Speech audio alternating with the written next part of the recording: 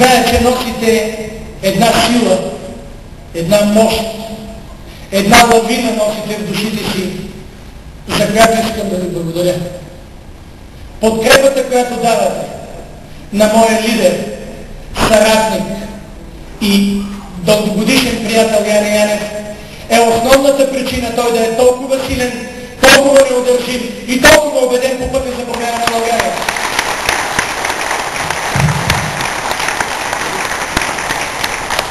Благодаря ви за това, че заедно с него подкрепяте и мен, защото нашето древно и гордо, но съсипано отечество не заслужава унижението, на което е подложено днес и което всъщност продължава вече повече от 20 години. България не заслужава хора, които са прочели по-малко книги, отколкото аз съм написал, да я представляват в Европа, да определят данъците и да диктуват законите, които Народното събрание да приема, да назначават кадрите и да се опитват сега да назначат и президента и както това се опитва да направи Бойко Борисов.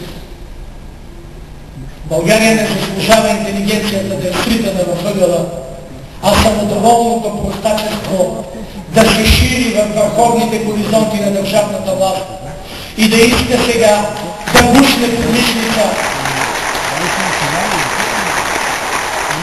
Това самодоволно простачество да иска да бушне под вишница и президентската институция, като назначи там един посредствен, но послушен човечец, който просто да изпълнява заповедите на Бойко Борисов. Длъжни сме да се противопоставим на това, защото въпросът не е кой ще седне в кабинета на Първанов.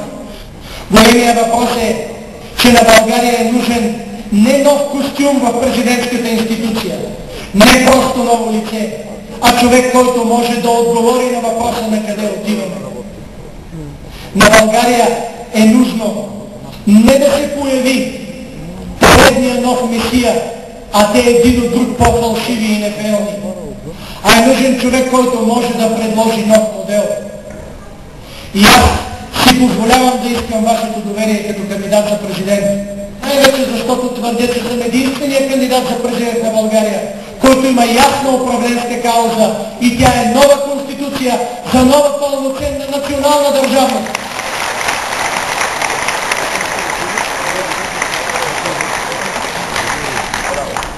Аз съм единственият, който си позволява да каже: българите днес живеят зле, не защото държавата е бедна, а защото държавата продължава да бъде безобразно крадена. Голяма част от българите днес живеят зле, защото корупцията, вместо да бъде ликвидирана от правителството на ГЕРБ, се превърна в смисъл на тяхното управление. Основна задача.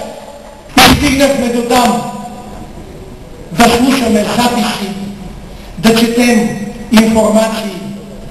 Не за това как министър-председателя търси пари за поредната тежка зима, за да не се затварят училища и болници, а за това как няма да закача един или друг от своите покровители, за това как да се справи с битките между своите двама заместници, битки не за това кой да направи повече за отечеството, а кой да сложи ръка върху митниците, върху злоупотребата с държавни поръчки и върху контрабандата.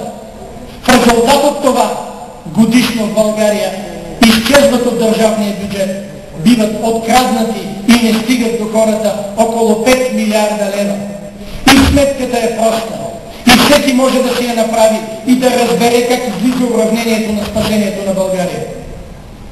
Само ако спрем корупцията на най-високо равнище, като премахнем източването на държавата чрез ДДС измамите, чрез контрабандата и чрез фалшивите държавни поръчки, тези 5 милиарда лева, половината от тях могат да бъдат дадени на бизнеса, за да открива нови работни места, за да плати заплатите на работещите, да плати осигуровките им към държавата,